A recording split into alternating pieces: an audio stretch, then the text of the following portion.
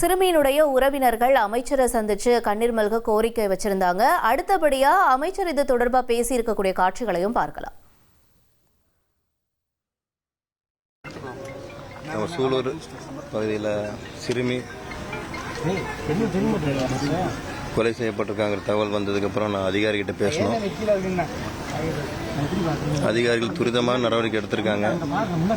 நான் கம்ப்ளைண்ட் வர்றதுக்கு முன்னாடி சம்பவம் ஏற்பட்டிருக்குங்கிறது ஒரு துரதிருஷ்டமான ஒரு நிகழ்வாக இருக்குது. துரிதமாக செயல்பட்டு குற்றவாளிகளை கைது பண்ணியிருக்காங்க. இப்போ போஸ்ட்மார்ட்டம் ரிப்போர்ட் வந்ததுக்கப்புறம் மேற்கொண்ட விசாரணைகள் வந்து அது துரிதப்படுத்தப்படும்.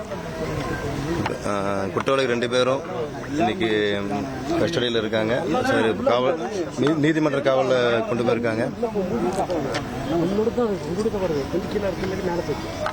சார்ஜ் ஷீட் இமிடியேட்டாக போடணுங்கிறத நான் கேட்டிருக்கிறேன். குற்றவாளிகளுக்கு உச்சபட்ச தண்டனையை வாங்கி தரதில் அரசும்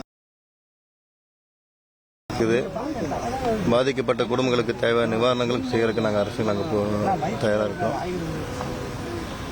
இந்த மாதிரி சம்பவம் இதுவே இறுதியாக இருக்கணும். நாங்கள் உறுதியாக இருக்கிறோம்.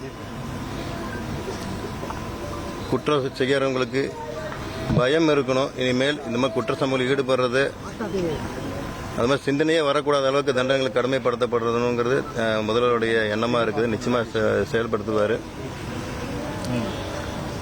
இந்த குற்றவாளிக்கு உச்சபட்ச தண்டனையை பெற்றுத்தரது எங்களோட கடமையாக இருக்கும்னு நிறுத்திருச்சு. இந்த கோவை மாவட்டத்தில் முழுவதும் கண்காணிப்பு பணி எப்படி இருக்கும் இந்த சம்பவத்தை அடுத்து? கோவை மட்டுமில்லை சார், தமிழ்நாடு முழுவதுமாக சிங்கப்பெண்கள் திட்டம் வந்து வருகின்ற கூடிய விரைவில் லான்ச் ஆக போகுது. 27ஆம் தேதி சொல்லியிருக்காங்க. 27ஆம் தேதி லான்ச் ஆகிறதுக்கு உண்டான ஏற்பாடுகள் நடந்துட்டு இருக்குது. அதன் மூலமே வந்து எல்லா பகுதியிலும் கண்காணிப்பு தீவிரப்படுத்தப்படும். அது மட்டும் இல்லாமல் ஆர்டிஓ காவல்துறைகளை வச்சு ஒரு விழிப்புணர்வு பிரச்சாரங்கள் நாங்கள் செய்யறதுக்கு உண்டான வேலைகள் நாங்கள் ஈடுபட்டிருக்கோம்.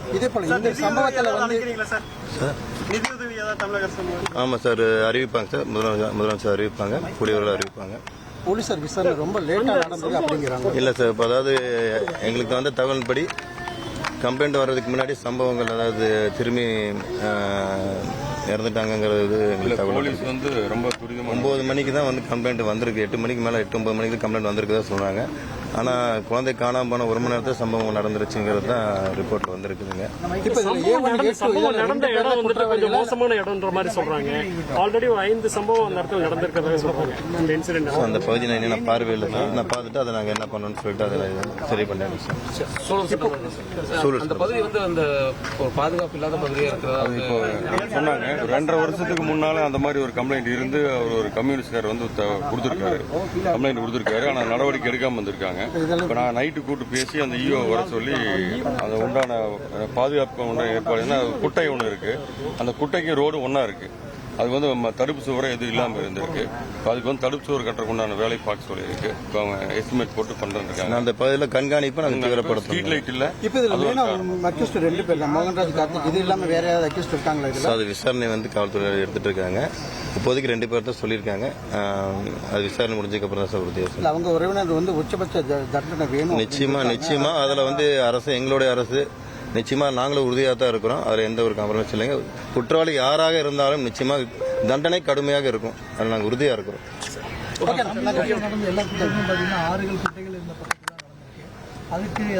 அந்த பகுதியில் கண்காணிப்பு அதிகப்படுத்தப்பட அதுக்குண்டான ஏற்பாடுகள் நாங்கள் செய்கிறோம் சார்.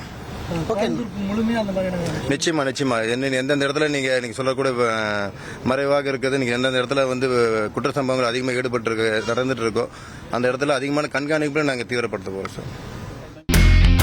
இனி செல்லும் இடமெல்லாம் செய்தி. தந்தி டிவியின் வாட்ஸ்அப் சேனலை ஃபாலோ பண்ணினா செல்ல இருக்கும் இடமெல்லாம் செய்தி. இதோ QR கோட் இப்பவே ஸ்கேன் பண்ணுங்க, ஃபாலோ பண்ணுங்க.